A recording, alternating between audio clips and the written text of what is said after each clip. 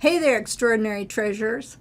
The Jewel Financial Summary is designed to clearly tell your board how much is in the bank accounts, how much of your local funds are available to pay your bills, and how much are trust funds. But sometimes the clarity of the financial summary is clouded with large negative ending balances, and that is a problem. Because even though it's only a negative balance on paper, and you're not going to bounce any checks, having a lot of negative ending balances means that funds are being borrowed from other accounts, maybe even trust fund accounts, which is against church policy.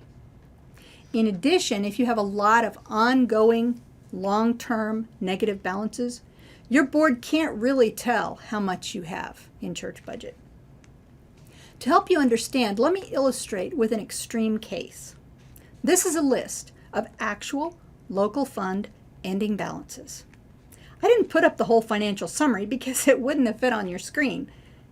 These are just the ending balances of the local funds on one financial summary. Imagine these ending balances in one long row, top to bottom. So you see the church budget ending balance in green, over $208,000. That's a very healthy balance. But can you tell me by looking at this list of numbers how much money they actually have? Let's look at it more closely. There's some very healthy positive balances underlined in green. If you were to kind of run down them very quickly, you'd come up with over $500,000. But look at the negative balances underlined in red. $302,000, $106,000, $36,000. How much can they actually have? Now can you tell me what their balance is? Well, let me give you a clue.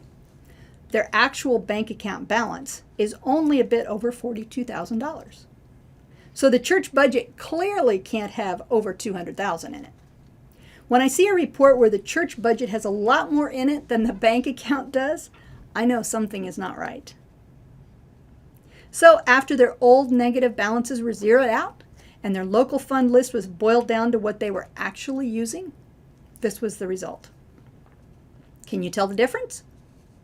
Same church, same money, but now their board can see how much they actually have. It's important that you as a treasurer learn to recognize when your reports are not clear, accurate, and simple, and ask an auditor for help. Especially if your church does not have large reserves, you need to know exactly what you do have. So we've talked about not allowing negative balances to build up for months and years without ever doing anything about them. Now I want to talk about short-term negative balances. Let's say you have a check to write for a new microphone, but the balance of the equipment purchase and repair account is $1.24. What do? Should you look for an account that does have some money in it and post it to that account? No. That way of doing church finance throws clarity to the wind. Plus, you are running the risk of misusing trust funds. Remember when we talked about consistency of posting? Post to the correct account every time. If you're making a board authorized purchase, but there's no money in the account where it should be posted, write the check. Post it to the correct account. Even if that account is empty, it will then have a negative balance. Temporarily. A short-term negative balance is information. A long-term negative balance is a problem. Expenses like microphones are hard to budget for. They're not regular. You're never sure when they're going to happen or what they will cost. So a number of churches I know have voted for the treasurer to zero out those types of negatives every month just before closing. That way the board doesn't have to discuss and vote on every single transfer every time. Remember, it was already a board authorized purchase, and I think it's a great idea and one that you might discuss with your board.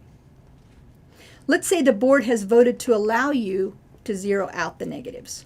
So at the end of the month, you make a transfer from church budget to the equipment fund to zero it out.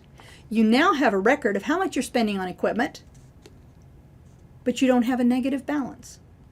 Your reports will be clear, consistent, and accurate, which is our goal. Now let's take a step back and pretend that you did post the microphone to an account that does have funds in it. Let's say Vacation Bible School. How are you going to know by looking at your report at the end of the year how much you spent on Vacation Bible School? You have just inflated your Vacation Bible School total costs by the price of the microphone, and accuracy has taken a back seat. Or what if your church budget is running low? So the board says, just transfer money from the VBS account to the equipment account to cover the microphone. Will you do it? Well, if that VBS money was given by a donor specifically for Vacation Bible School, your church has just used trust funds illegally. While it is your job to follow the board's direction, it is also your job, if you see something that might be illegal, to say, I'm not sure we can do it that way. Those might be trust funds. Even if the VBS funds were not trust funds, transferring funds from one account to another to fill a deficit is never a good idea. It's making a sideways transfer. And if an expense account needs money, always transfer from church budget or reserves so you know that no trust funds are involved. We're going to talk about setting up regular budget allocations in the next video, along with what to do with an expense account that has been overfunded.